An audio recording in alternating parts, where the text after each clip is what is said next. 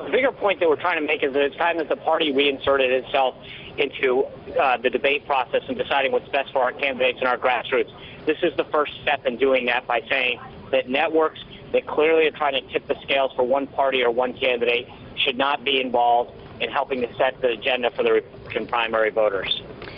But isn't what you're doing just sort of perpetuating the idea that the environment is so toxic in Washington, so partisan, this do-nothing Congress? Aren't you just feeding into that?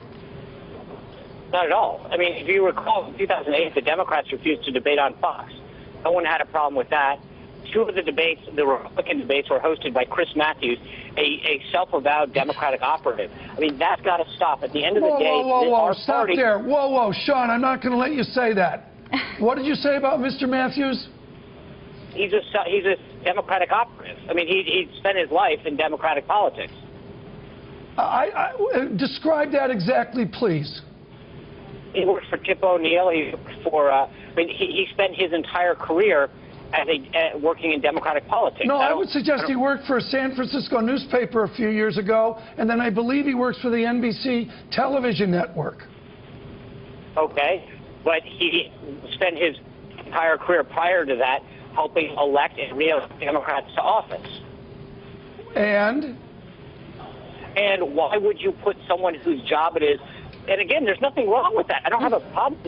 I think it's political malpractice to say to that person, you should be the guy moderating the issues, the debates, bringing up the issues and asking questions on behalf of the grassroots as to the presidential nominee of the Republican Party. That's just plain stupid. Let's get back on track here, Sean. With great respect for your career in GOP politics and support of those candidates, is the distinction here that you want to do away with the documentary on the Secretary of State, or is the distinction here you would like to add a documentary of some GOP candidate, say Mr. Rubio of Florida? No, again, I don't think to balance it out is to say, look, if you're going to go out there and do a documentary that helps create the personal story of Hillary Clinton, helps add some substance to her, that's just starting to tip the scales against us and our candidate.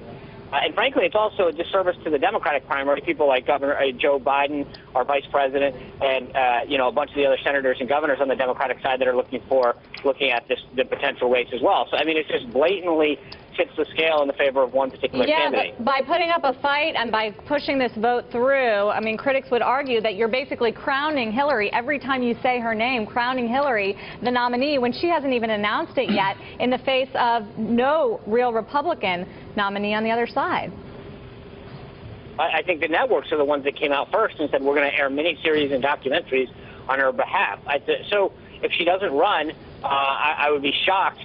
What we're trying to do is to protect our party and our nominee and our potential nominee, and look out for the issues and concerns of our grassroots, not worry about Hillary Clinton and not worry about the networks.